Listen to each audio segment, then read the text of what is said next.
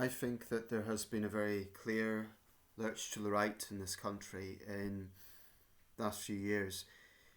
Um, I'm going to prefix this video by talking about last year's general election because we obviously got a Labour landslide. And so you would think that was an indicator of a move to the left.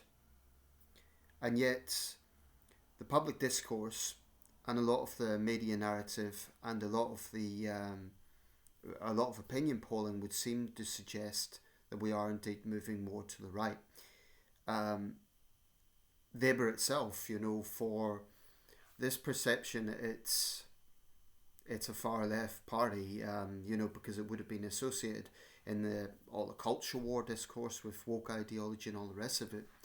It's actually, domestically speaking, coming out with some quite right wing policies. I mean, if you look at the way Labour talks about immigration, that's hardly lefty. The sort of language that they're using, even on crime, and I don't think they've done anywhere near enough. But then, I think I've said before that I think the issues of crime go deeper than any one political party. I think it's the entire justice establishment needs changed or reformed. Um, but domestically, I do not think this is a government that's moved to the left at all. Yet, to many reform voters and to a lot of the, if you look at the public discourse, it would be this idea that reform is gaining traction because of Labour. It doesn't really make a lot of sense. I mean, some of the things that people are angry about, like the free speech violations and so on, were not invented by Labour. Part of the problem is I don't think Starmer's a great communicator. I don't think he's stupid, but I don't think he's a great communicator. Starmer has always had this kind of lawyerly way about him, where he's very professional and very, he delivers he delivers his approach to things in a very sort of lawyerly way, not in a way of a prime minister that needs to react to his party losing support fast, in my opinion. For example, I've mentioned before the free speech issue. Starmer's response is always, "Oh, we've a long history of free speech in this country." He isn't addressing the specific concerns around free speech that people have specifically. Another example of this, I've just watched a clip from Question Time, held in Belfast, and it was held the same day as the Manchester synagogue attack. And Hilary Benn was responding to a member of the audience who said, "Why is it that anyone who has concerns about immigration is branded as far right?" Now, the crucial thing here is the government hasn't actually said that. And yet, a lot of the right-wing press, the Daily Mail had a big headline the other day saying, "Concerned about immigration, Starmer thinks you're a racist." Or, we're seeing this sort of narrative that it's based on disinformation. Keir Starmer has never said that anyone who has concerns about immigration is a racist. But the problem was Hilary Benn gave a very professional politician's answer and he started talking about reform. What he should have done is directly said to the man, "No, sir, I don't think you're far right if you have concerns about immigration." That's what he should have said. So, too often Labour misses opportunities. However, I am very troubled by the amount of disinformation that's being put around by the right. And I say the right generally because the Conservatives are clearly going to try and outdo reform. In their party conference in Liverpool, I believe it was, they actually said that reform is searching to the left. I mean, it's almost American style politics, whereby firstly, we're talking about the next general election several years before it's happened, and secondly, it's this kind of who could be the most patriotic, who could be the most, true conservative and that sort of thing. It's something that's crept into British politics in recent years, and I don't think it's a good development. This is not to say that British politics as it was conventionally didn't need change. It did. We've had a two-party system for forever, as long as we can remember. I mean, literally, even before the Labour-Tory tandem, it was a Conservative-Liberal tandem, right? So And then before that, it was a Tory Wake tandem. So that's always been the way with British politics, really. So it isn't surprising that a third party, fourth party as it stands, is doing well. Um, but I am concerned about it. I've mentioned my issues with Reform's attitude to Russia, um, but more broadly, I am very concerned about their attitude to immigration. I mean, they say they're going to crack down on illegal immigration, and of course, they and the Tories will criticise the government on this. But the Labour government isn't reacting to the left on this issue; they're reacting to the right. And whatever the true statistics are, you could look at it as maybe there's fewer small boats, but maybe the boats have got bigger. Who knows? I think in terms of statistics, it's a lot of that could be football, right? Different parties can play with that as they choose. But there is one thing that needs to be pointed out to be totally fair to the government. The problems this country has, from illegal immigration to crime to mistrust in institutions, did not begin with Labour. A lot of this comes about from 14 years of failed Tory government. I mean, you'd really struggle to see much good that the Tories done in their time in office. There were some good things, of course there will be, but I do think they squandered a lot of the power that they had. And I think that the reason Labour came to power was frustration with Tory sleaze. And yet now Labour is running the risk of being seen as a party of sleaze. Um, but I want to directly address this search to the right because there's things that do trouble me about it. I don't think Reform is only going to go after illegal migrants. I think they want to make life hard for all immigrants, despite what they claim. It's one of those areas I just don't trust Reform. As it stands, despite it's a bit like this thing with welfare. People think signing on is easy. They think that claimants just get free money. It's not that simple, and likewise, it's not that simple for immigrants. To come to this country, they need to pass the IELTS, which is an English language test. They need to go through all sorts of Home Office bureaucracy, and they need to pay a substantial amount of money. So it's not straightforward. And I think that Farage and his party are going to make life even more complicated for those people. Now, in addressing this question that the man in the audience asked, Hilary Benn said that he stood by the Prime Minister's comments and he did believe it was racist to propose what Reform is proposing. And I've no doubt Reform will deny it and they will, push back on this. But if Reform is planning to make life harder for legal immigrants, I personally have a big problem with that. Why should people who are playing by the rules, who are paying money to the Home Office, who are willing to integrate, who are contributing to this country, it's fundamentally unfair to make their life even harder, to make it more bureaucratic and more difficult to come here. And I think this is part of a wider problem around the issue of immigration, which is that the tone is just overtly negative. I'm not naive. I don't want to see Islamists or people who hate this country coming into this country. I want to see illegal migration controlled and stopped where it is possible. The reason I say controlled before stopped is because I don't think, being realistic, I don't think it's absolutely possible to stop everyone. But we need to control it. And I do think we need strict vetting of who's coming in. One big criteria I would put on, you could talk about British citizenship tests and further down the line if people want to apply for British citizenship. But I think a fundamental question is, if people have hostility to this country, then that should be a no-brainer. They shouldn't be allowed here. I think one of the absolute criteria for coming into Britain as a refugee should be, do they have hostility to this country or not? If they're coming from a part of the world which is a war zone or they're persecuted, even in that case, if they have hostility to Britain, they shouldn't be welcome here. That should be a no-brainer. But at the same time, I don't like the overtly negative atmosphere around this subject. I don't like the overtly negative tone around this subject because there are many immigrants who come to this country and contribute to our society. Now, I want to address this issue of the far right because, in my view, the left are guilty of downplaying Islamic fundamentalism.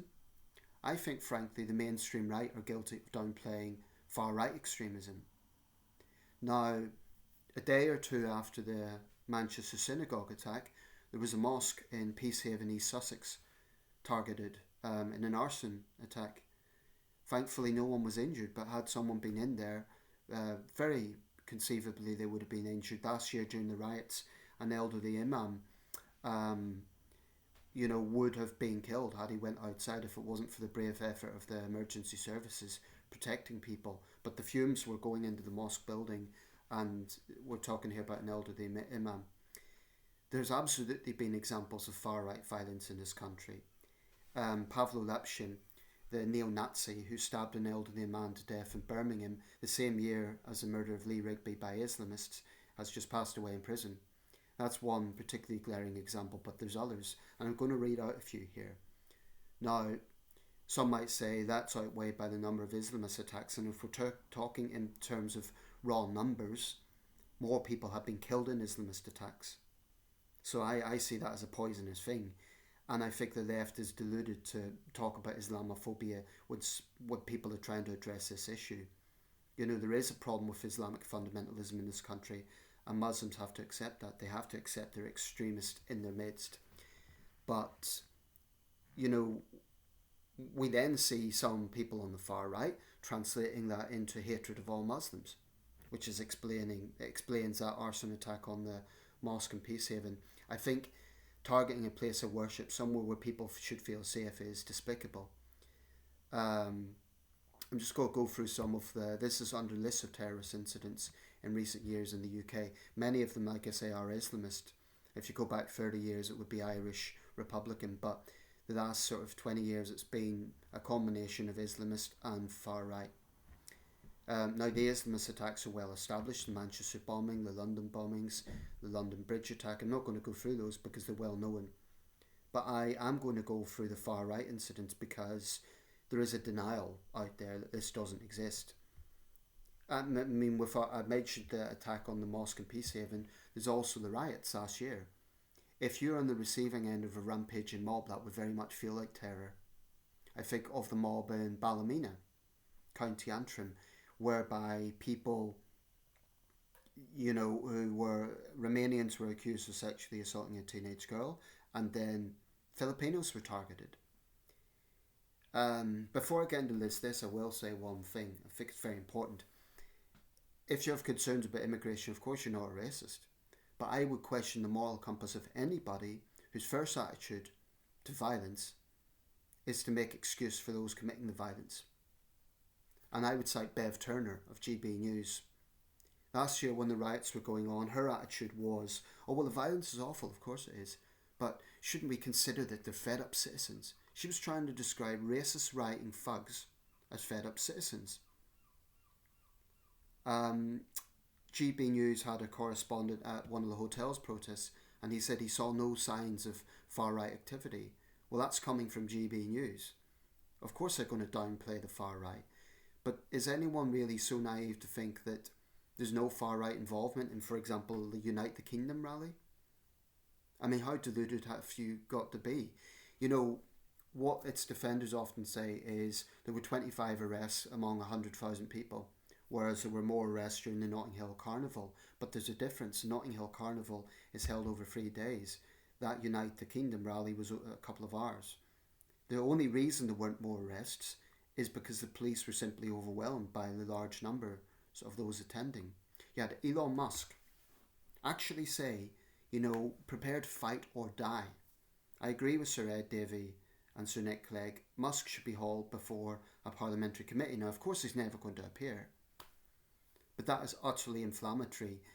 Elon Musk, as far as I'm concerned, I'm going to say this, I think he's a piece of shit. This is a guy who has immense power. He's the richest man in the world. He has immense power, and he uses that to spread disinformation. And instead of building bridges, Musk takes pleasure from fueling the flames. I think it's actually borderline evil, what he does. He doesn't seem to care about the consequences. Fine for him in his mansion in California, but what we effectively have here is a foreign billionaire trying to stoke up tension in this country. Israel has just invited Tommy Robinson to speak. This is absolutely grotesque. I mean, if they think that's an answer to anti-Semitism, Robinson himself may not be anti-Semitic, but some of his supporters certainly are. The other hypocrisy with a lot of the far-right demos is the big narrative is on protecting women and girls. Well, it's been exposed that many of Tommy Robinson's own supporters, people that he personally knew, have convictions for sexual offences. And in some cases, predatory behaviour towards minors. A lot of those arrested last year for violence have records for domestic violence. And if you look at Ireland, there's many similar debates both in Northern Ireland and in the Republic. We'll look at one of the heroes of the Irish right these days, Conor McGregor, the MMA fighter, a thug, a bully, a man who's been convicted of rape. And this is the person people think is the answer to deal with immigration on the grounds of protecting women and girls. This is absolutely insane. It's sick. I mean, I think that there has been a problem traditionally. The left have thrown the term racist around. Of course they have. I've always criticised that. I've always criticised that hypersensitivity, looking at microaggressions and all other culture war rubbish. That did aggravate people because who had legitimate concerns about immigration. I mean, if you live in Kent or Essex and you're seeing a large influx of young men from countries like Syria, Iran, Ethiopia, of course it's going to be concerning. I'm not tone deaf to that. I'm not ignorant about that. But I really have a problem with people whose attitude to racist thuggery, and by racist thuggery I'm talking about terrorising minorities. The first attitude is, oh well, they're fed up citizens. No, a decent citizen doesn't set fire to a stranger's car. A decent citizen doesn't cover their face in a mask and throw things at the police. They're not decent citizens, they're thugs. So the narrative that's going around right now is that the government is calling everyone far right and calling everyone a racist, but they're not actually doing that. If anything, the government is responding to the populist right. That's what they're doing. And far from betraying those voters, it could be argued that Labour has betrayed the left. I mean, I do not believe that anyone voted Labour last year. They might have voted Labour in protest at the Tories, but I find it hard to believe they voted Labour to see Tory-esque policies on welfare or a really negative rhetoric about immigration. I don't think that's why people voted Labour. There is one lurch to the right that I welcome, which is at least the language about being tough on crime. Yeah, I welcome the language. But here's the thing, even with that, Reform says it's going to be the most hardline party ever on law and order. When the riots were happening last year, Farage's first response was to blame immigration and then go on to say, of course, he condemned the violence. Not good enough. I think if you're a party leader, you have a responsibility first and foremost, to condemn mindless thuggery, and then go on and talk about immigration. Farage's first response was to talk about immigration. That makes me question his moral compass. And frankly, many people on the right defend this behaviour. They won't do it themselves. But when the violence was going on in Ballymena and also last year, I saw comments flooding those videos saying, oh well, this was bound to happen, or they have a point, or they're just fed up citizens. That's the sort of apology that was being thrown out for violent thugs who were threatening lives, including, by the way, women and children. It really makes me sick that people were defending that. They're not fed up citizens, they're criminals. And literally, many of them had criminal records pre-existing. There was at the start of the segment, and I'll put a link to it, there was a young woman who said, in recent years, 28 women have been killed. And many of the perpetrators, I don't know if she was specifying within Northern Ireland, because it was the tail end of it, or across the United Kingdom, but regardless, 28 women killed. And many of the perpetrators are people who look like your neighbour, who you'd play football with, the implication being they're white British men. And she's right. She's absolutely right. There's many examples of evil, despicable, heinous crimes some of them sexual offences, committed by white British men. And yet there is a different approach. Why do we not see riots when that happens? Now, the attitude will be, well, we have enough problems of our own without bringing in foreign criminals, and I agree. But there is fundamentally double standards. There is. I mean, why was there not riots outside the trial of Hugh Edwards? There was anger, but there wasn't riots. What about the elderly man who was attacked in London?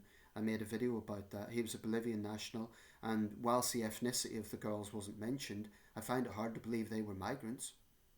More like they were local. What about the two teenagers who killed an elderly Indian man in Leicester, and they hurled racist abuse at him? I mentioned the list. I'm going to go through some of the things here. I'll try and be brief because it's, this is a long list of designated terrorist attacks, and I should say, not every act of violence is designated terrorism because there has to be an ideological motivation.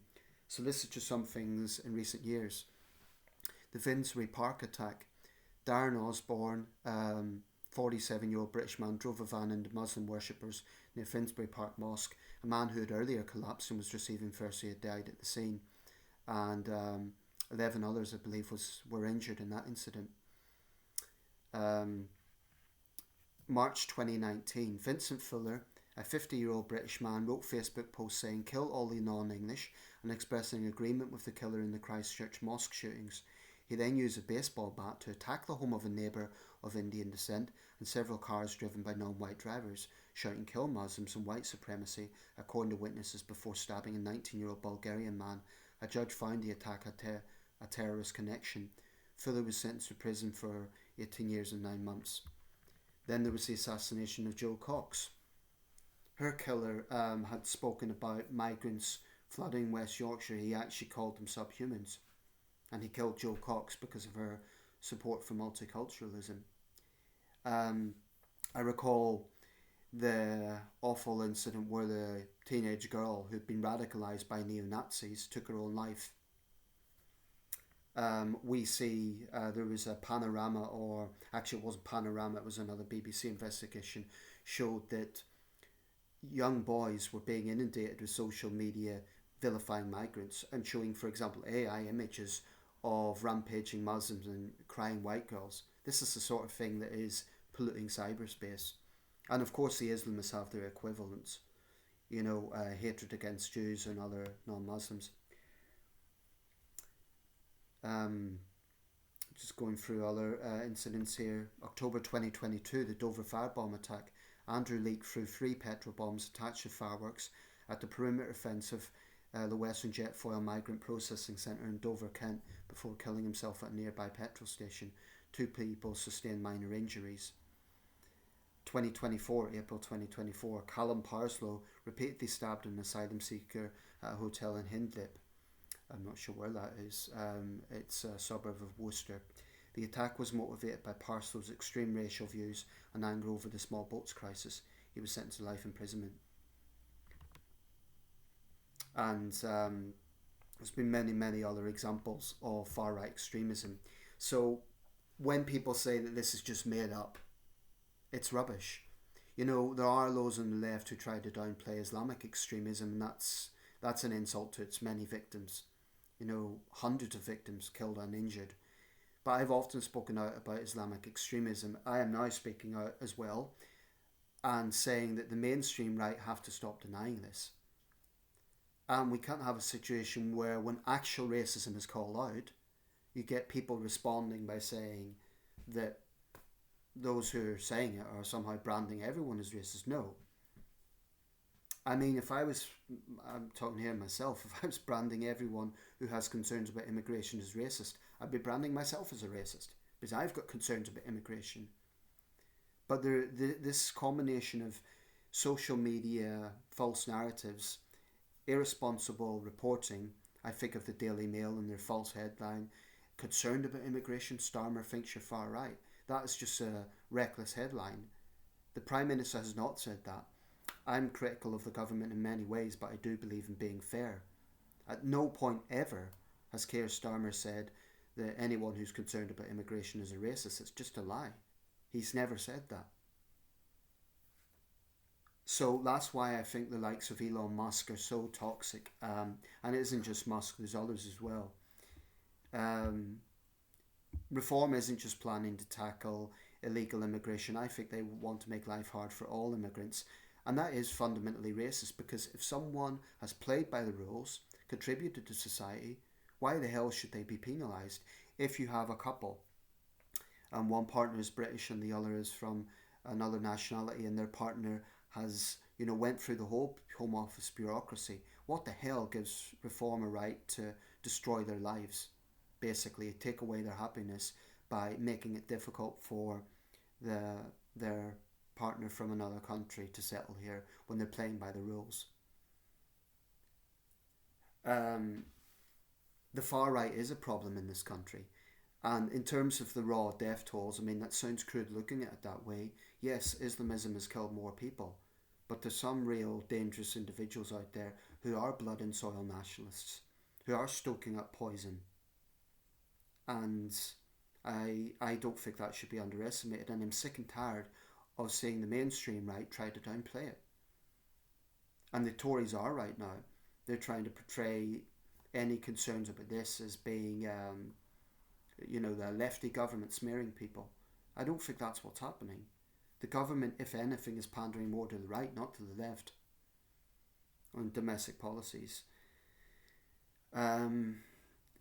The situation is concerning, because we're sort of seeing a low-level sectarianism going on between Islamist attacks and far-right attacks. But I will use the term far-right. I will use the term racist where it absolutely is applicable. It's kind of this right-wing political correctness where they don't want to use the term far-right or racist at all. That's kind of their equivalent of political correctness, because they want to deny it. They want to make that taboo. We better not talk about it. But like I say, Starmer has not called everyone who has concerns about immigration racist. He hasn't done that. So why do we keep hearing people get defensive? You see that on the comment section, and I'll put it in the link to the video question time from Belfast. Like I say, Hilary Benn's answer could have been a bit more direct, but I do know what he was getting at. He was pointing out that the government was talking about reform, not about everyone who may vote for reform. But quite frankly, if your attitude to a rampaging mob is just passive, or, oh well, it was bound to happen, if you cannot bring yourself to condemn that, I do think it says something about your own morals. And the thing is, what's troubling is the actual hardcore thugs, probably not that many, but there's a troubling number of people who are willing to defend them. This is abhorrent.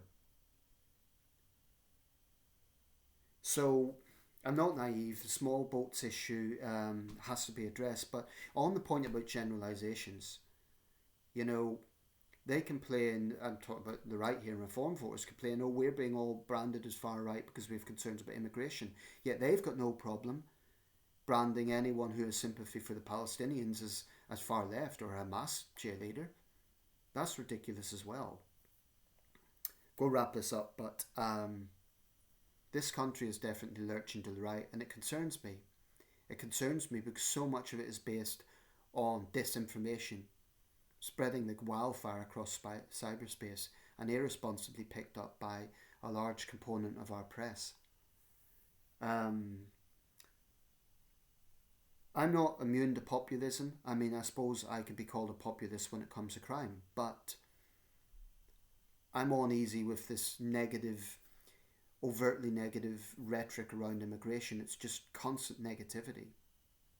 It's disregarding people who work hard, who play by the rules, who integrate, who speak English. Why should they be punished? Why should they be tarred with the same brush as those who aren't integrating and who are abusing the system? And I do think it's valid to call out right-wing hypocrisy. People who will justify rioting over migrants, but then turn a blind eye, or at least don't take the same attitude when it comes to other crimes. Again, Farage's first attitude to the riots last year was to blame immigration, then condemn the violence. What he should have done was condemn the violence first and foremost, then talk about immigration. But any leading politician who makes excuses for rioting thugs should be treated with suspicion, in my opinion. But yeah, definitely this country is lurching to the right, and I don't like it. Um, so how is it that a centre left party got into power? I think how can that be explained? Because a lot of these problems existed before Labour. Um, Protest at the Tories. I don't know. It's um, it's certainly something that political scientists will analyse, but I I am uneasy about the rise of reform. I don't trust them, and I think a lot of the stuff we're seeing right now is based on disinformation. I'll wrap this up.